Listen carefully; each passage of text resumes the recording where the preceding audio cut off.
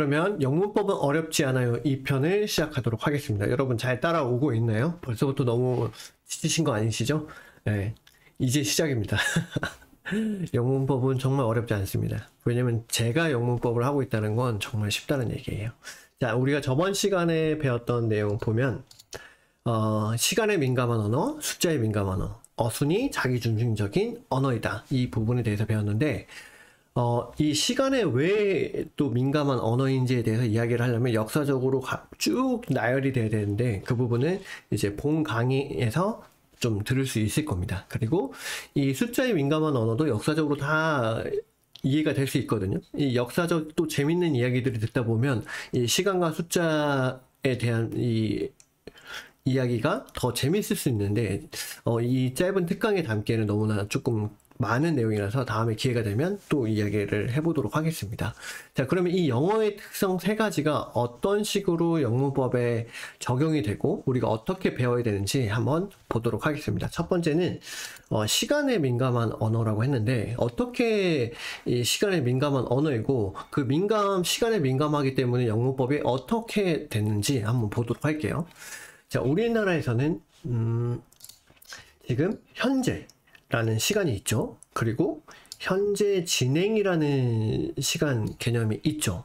그런데 여러분들이 많이 들어봤을 현재 완료라는 시간 개념도 있습니다. 이거는 우리나라에 없는 시간 개념이에요. 네, 그쵸? 자, 근데 본격적으로 이 현재 완료에 대한 이야기를 하기 전에 제가 이 얘기 먼저 하나 해드릴게요. 영문법을 배울 때 왜 시간이라는 단어를 쓰지 않고 시제라는 단어를 쓸까? 그럼 고민해 보신 적 있으신가요? 사실 이런 불필요한 단어들 때문에 영문법이 어려워지는 거거든요.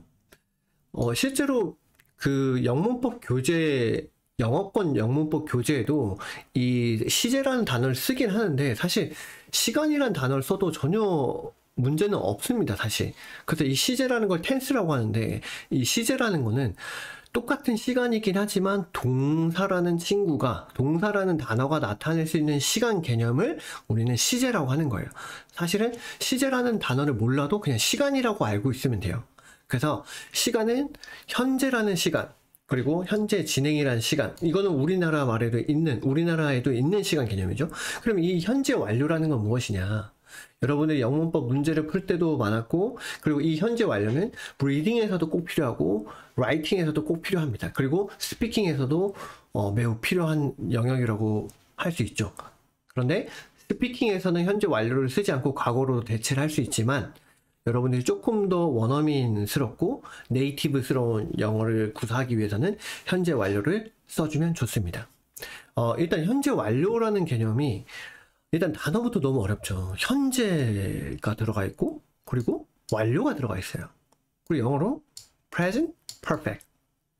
자, 그러면 이거는 현재라는 시제일까요? 완료라는 시제일까요? 자, 결론부터 말씀드리면 영어에도 시간 개념은 현재와 과거뿐입니다. 근데 이 현재를 우리 시간 개념보다는 더 세분화시킨 것 뿐이에요.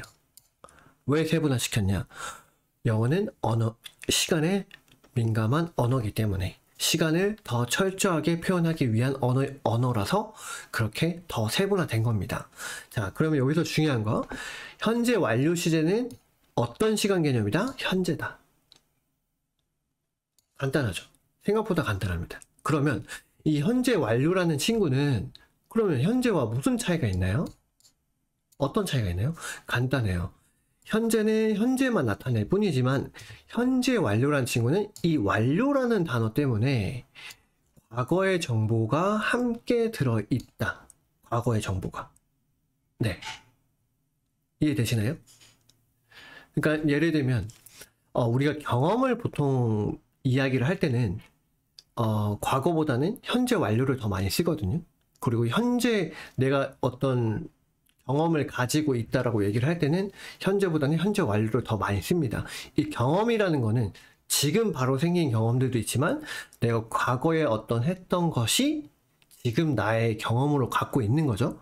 그러니까 과거의 일이 지금 나에게 영향을 끼치고 있는 거죠. 나의 경험으로. 그럴 때는 나 뭐뭐 해본 적이 있어. 또는 나 어디 어디 가본 적이 있어 라고 얘기할 때는 현재나 과거를 쓰지 않고 현재 완료 시제를 씁니다. 그래서 현재 완료 시제로 과거의 어떤 것이 지금 나에게 영향을 미칠 때 또는 다른 것에 영향을 미칠 때 현재 완료를 쓰는 거죠. 자, 더 쉽게 말하면 현재 완료 시제는 과거의 어떤 정보를 현재의 시제와 현재와 함께 이야기하고 싶을 때, 과거의 정보와 현재를 지금 쓰고 싶을 때 쓰는 겁니다. 예를 들면 내가 뭐 미국에 가본 적이 있다라고 얘기할 때 그 경험은 과거의 경험이고, 그리고 그 경험은 지금 갖고 있는 거죠. 그래서 과거의 정보와 지금을 함께 이야기하고 싶을 때 현재 완료를 쓰니까 I have been to the States 이런 식으로 얘기하는 거죠. I have been. 그래서 현재 완료를 만드는 그 구조는 나중에 배울 건데 그 구조도 어렵지 않습니다. 그래서 현재 완료라는 이 시간 개념은 현재 시간 개념이지만 과거의 정보를 함께 가지고 있는 친구구나 라고 생각하시면 됩니다. 이해되셨나요? 자, 그 다음 두 번째, 자, 과거도 마찬가지입니다. 과거. 우리나라는 과거라는 단어, 과거라는 개념, 그리고 과거 진행이 있죠. 뭐뭐 하는 중이었었다. 그런데 영어에는 과거 완료라는 친구가 있어요. past perfect. 그래서 이 past 과거가 있는데 또 완료가 있네요. 자, 그럼 이 과거 완료라는 건 왜 있는 걸까요? 자, 간단합니다. 영어는 시간에 민감하기 때문에. 자, 우리가 과거 이야기를 하다가 이 과거 이야기 속에 그 과거 속에 더 오래된 과거 일을 해야 될 때가 있죠. 예를 들면 제가 3년 전 이야기를 하고 있는데 그 3년 전 이야기 속에 5년 전에 있었던 이야기를 함께 해요. 자, 그러면 이 3년이라는 이벤트와 이 5년이라는 이벤트는 같은 시간에 일어난 게 아니죠. 그렇기 때문에 이 3년 전에 있었던 이야기를 할 때는 과거 시제를 써주는데 그 3년의 이야기 속에 5년 전의 에피소드를 넣어줄 때는 과거 완료를 써주면 됩니다. 그러면 듣는 사람과 그 글을 보는 사람 입장에서는 과거 완료를 봤을 때, 아, 이 과거 완료를 쓴 이벤트가 3년 전의 이벤트보다 더 오래된 일이구나라는 것을 알 수가 있겠죠. 참 어렵죠. 우리나라는 그냥 과거면 과거고 그냥 설명해주면 되죠. 아, 근데 그 일은 더 옛날에 있었던 일이야 라고 그냥 이렇게 부연 설명만 해주면 되는데 영어는 그 단어를 쓰는 구조에 따라서 과거 완료라는 구조를 만들어주면 같은 과거인데도 이 과거가 더 오래됐던 더 오래전에 있었던 일이구나라는 것을 알려주는 것입니다. 그래서 참 영어는 시간에 민감하구나 라는 것을 또 한 번 우리가 체감할 수 있죠. 그래서 과거 완료는 그럼 여러분들이 생각해 봤을 때 이 과거 완료라는 친구를 자주 쓸까요? 자주 쓰지 않을까요? 자주 쓸 일이 별로 없겠죠. 현재 완료에 비해서는. 왜냐하면 현재에 대한 이야기는 많이 할 거예요. 그러다 보면 현재의 내용에 내 과거에 있었던 정보를 함께 이야기하고 싶은 일들은 많을 텐데 과거 이야기를 할 때 더 오래된 과거 얘기를 함께 해주는 일은 많지 않을 거예요. 그래서 과거 완료 시제는 많이 쓰이지 않아요. 그래서 여러분들이 이 영어라는 언어의 특성을 같이 알면서 함께 영문법을 하면 영문법의 중요도도 여러분들 스스로 판단할 수 있어요. 스스로 인지가 돼요. 아, 과거 완료라는 것이 어떻게 보면 더 과거의 일을 이야기할 때 쓰는 거구나. 그러면 실질적으로 쓸 일이 많지는 않겠구나. 특히 스피킹에 있어서는 거의 쓸 일이 없겠네. 그리고 리딩에서도 정보가 매우 한정적이잖아요. 아, 과거 완료라는 이 구조가 보이면 아, 이게 과거보다 더 과거구나 라는 걸 알 수 있고 그 외의 정보를 알 수 없기 때문에 아, 크게 중요한 영문법의 영역은 아니구나라는 것을 알 수가 있죠. 그렇죠? 네. 그리고 또 하나는 이 과거 완료는 사실 스피킹에서는 거의 쓰이지 않고 그리고 리딩에서 거의 쓰이지 않고 시험에서는 자주 나올 수 있는 부분이죠. 과거와 과거 완료를 비교하는 부분. 그래서 그것은 뭐 충분히 해석으로도 찾아낼 수 있는 부분이니까 그렇게 되는 것입니다. 네, 그래서 과거 완료라는 것은 이렇게 된다. 네, 그래서 영문법에서 이 시간에 민감한 언어가 왜 더 현재와 과거에서 더 세분화되는지. 그리고 하나 더 알려드릴게요. 이 과거 완료라는 친구 있었죠? 아까 전에 배웠던 현재 완료라는 친구는 현재 시제였다면, 이 과거 완료라는 친구는 과거 시제일까요? 현재 시제일까요? 바로 과거 시제겠죠. 과거 시제 안에서 더 과거를 나타낼 때 쓰는 표현이다. 그래서 영어의 시간 개념은 한국이랑 같아요.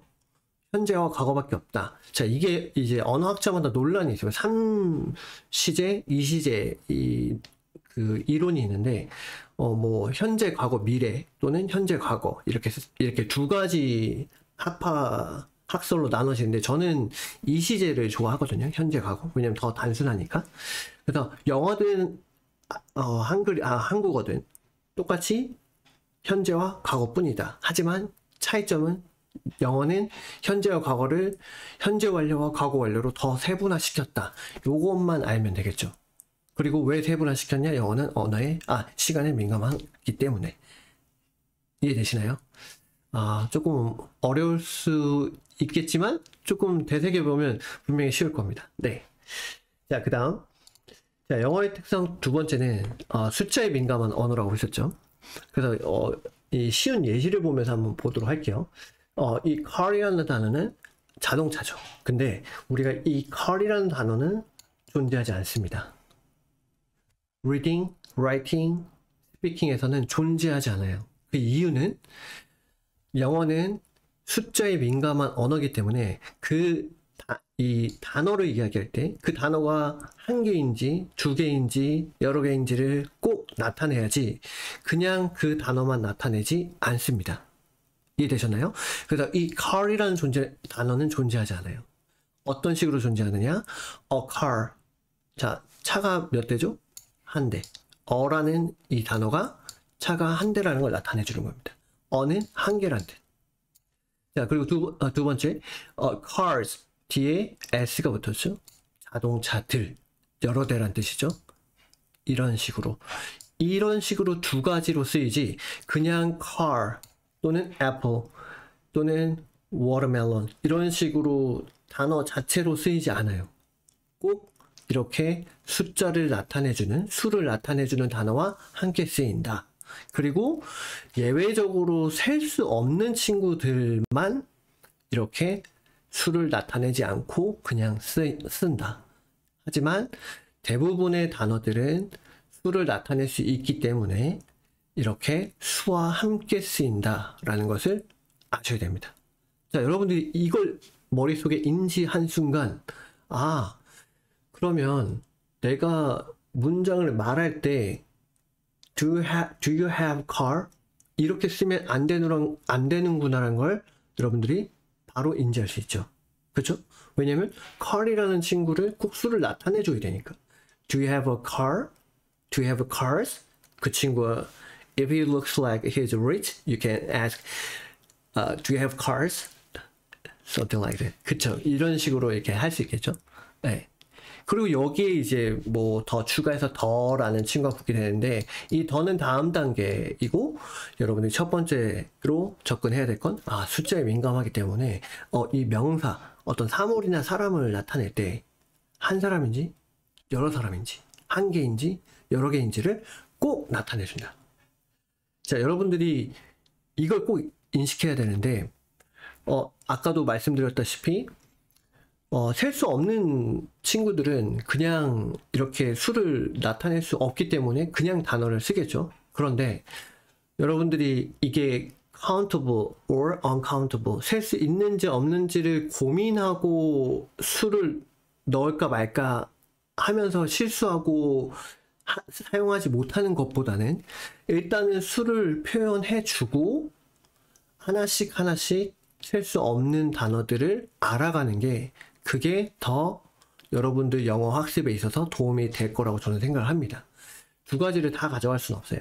그래서 이제 7대3 법칙을 저는 되게 좋아하는데 70%에 통용되는 일반적인 법칙을 먼저 습득을 하고 20, 30%의 예외적인 것들을 원칙들을 습득하는 게 저는 맞다고 봅니다. 이 70%의 일반적인 법칙과 30%의 그 예외적인 법칙을 동시에 배우게 되면 이제 바로 혼란이 오게 되죠. 네. 그래서 꼭 이런 식으로 접근해 보시기 바랍니다. 여러분들이 라이팅을 할 때 또는 말을 할 때 내가 어떤 사물을 나타낼 때 이게 몇 개인지 꼭 말을 해줘야지 라고 인지를 하시는 거죠. 라이팅 할 때도 그렇고 리딩을 할 때도 한번 보세요. 명사나 어떤 단어가 나왔을 때 혼자 쓰이는지 아니면 꼭 숫자를 나타내고 있는지 그걸 보면 신기하게도 거의 대부분의 단어들이 이렇게 숫자를 나타내고 있다는 것을 여러분들이 발견할 수 있을 겁니다. 아셨죠? 네. 자, 그리고 우리가 세 번째로 배웠던 게 뭐였죠? 바로 영어는 어순이 자기중심적인 언어이다. 근데 제가 오해하면 안 된다고 말씀드렸던 게 이기적이거나 뭐 나 중심적인 이런 표현이 아니라 나를 중심으로 일어나는 가까운 것들 순으로 어순이 나열되는 구조이다. 자, 나는 나무를 때렸다, 쳤다라는 이제 예문을 가지고 한번 보도록 할게요. 자, 나는 나무를 때렸다. 자, 그러면 행위자는 나죠. 나예요. 그러면 나라는 단어를 먼저 써야겠죠. 이 영어라는 이 언어도 최초의 시작은 이제 그림 문자로 시작됐기 때문에 이런 식으로 그렸을 거예요. 네. 자, 보시면 자, 나라는 사람을 먼저 얘기했겠죠. 자, 그러면 나는 나무를 쳤어요. 그러면 쳤다라는 행동이 있고 나무라는 친구가 있어요. 그러면 나를 기준으로 봤을 때 행동이 나랑 가깝나요? 아니면 나무가 더 가깝나요? 당연히 내가 한 행동이 나를 중심으로 봤을 때, 나를 기준으로 했을 때 더 가깝죠. 그러면 당연히 나무를 먼저 쓰는 게 아니라 행동을 먼저 써야겠죠. 이 행동. 그래서 지금 보시면 이렇게 나무를 먼저 쓰면 안 되고 나를 먼저 쓰고 두 번째로는 때렸다라는, 쳤다라는 행동을 써야지 나를 기준으로 먼저 흘러가는 내용이 되겠죠. 그리고 가장 먼 나무가 세 번째 단어 어순이 되겠죠. 그런데 우리나라 말은 다르죠. 나는 나무를 쳤다. 그리고 나무, 그리고 쳤다. 이 행동이나 상태를 나타내는 서술어가 문장 맨 뒤에 있습니다. 그래서 문맥 위치에 있다라는 것이 굉장히 큰 언어적 차이를 만들어내는데 뭐 이거는 그냥 하나의 가설이지만 서술어가 문장 뒤쪽에 위치하는 언어일수록 거짓말을 더 잘한다고 합니다. 거짓말을 더 잘하는 문화라고 합니다. 이건 하나의 가설이니까 그냥 알고 그냥 넘어가셔도 됩니다. 자, 그래서 그러면 이게 영어 어순대로 가자면 이런 모양이 되겠죠. 첫 번째로 나는 쳤다 나무를. 그러면 나로 인해서 이 행동이 일어났고 그 다음에 이 행동이 나무에게 갔다. 이 어순이 되죠. 이걸 이제 우리가 영문법적으로 접근했을 때는 주어가 되는 거고, 그리고 이것은 동사, 서술어가 되겠죠. 그리고 이 행동을 당한 대상은 목적어가 되겠죠. 그래서 여러분들이 정말 많이 봤던 주어, 동사, 목적어 구조입니다. 그리고 우리가 그 영문법을 배울 때 그 5가지 문장 구조, 5형식을 많이 배웠잖아요. 5형식이라는 문장 구조를 5개를 몰라도 전혀 상관없습니다. 사실은 영어 문장은 이 한 문장으로 끝납니다. 행위자, 행동, 대상. 여기서 조금씩 변화되는 거지. 이게 5가지 문장 형식으로 외울 필요가 전혀 없습니다. 그래서 이게 1형식인지 2형식인지 3형식인지 4형식인지 5형식인지 전혀 알 필요 없습니다. 영어 문장은 주어, 서술어, 목적어 이렇게 존재한다는 거. 그리고 이 목적어 하면 같이 기억나는 게 보어죠. 그래서 목적어와 보어를 구분하는 것도 사실은 불필요합니다. 문제를 풀 때는 도움이 될 수 있고 문제를 풀 때는 필요할 수도 있는 영역이지만 실질적으로는 사실 구분할 필요가 없어요. 네. 그래서 이런 부분들을 보면 조금은 여러분들이 알고 있던 영문법들과 좀 다른 부분들이 있죠. 그래서 그런 부분들을 여러분들이 오늘은 좀 잘 이해했으면 좋겠습니다. 그리고 이런 영문법의 영어 언어라는 친구의 특성과 그리고 영문법의 목표에 따라서 영문법을 배워야 될 영역들이 많이 달라진다라는 거, 그리고 기존에 내가 알고 있었던 영문법들 중에서 불필요한 것들, 필요한 것들을 구분할 수 있는 것들이 있다라는 것들을 이제 알게 되면 영문법이 매우 쉬울 겁니다. 그래서 제 강의를 이제 듣게 되시면 이제 그런 부분들을 이제 영역별로, 단원별로 다 알게 되실 거예요. 그래서 오늘 특강 짧은 시간이었지만 너무 저는 이런 설명을 할 수 있게 돼서 너무 즐거웠고 여러분들에게 조금이나마 도움이 됐으면 합니다. 그리고 이 부분이 오늘 제가 설명한 부분이 조금 어려웠다면 제가 조금 더 노력을 해보겠습니다. 영문법이 매우 쉽다라는 걸 더 제가 연구해서 더 쉽게 설명할 수 있도록 해보겠습니다. 그래서 저는 영문법, 실용 영문법 기초와 연습 과목에서 뵙도록 하겠습니다. 자, 오늘 특강 함께 해주셔서 너무 감사합니다. 감사합니다.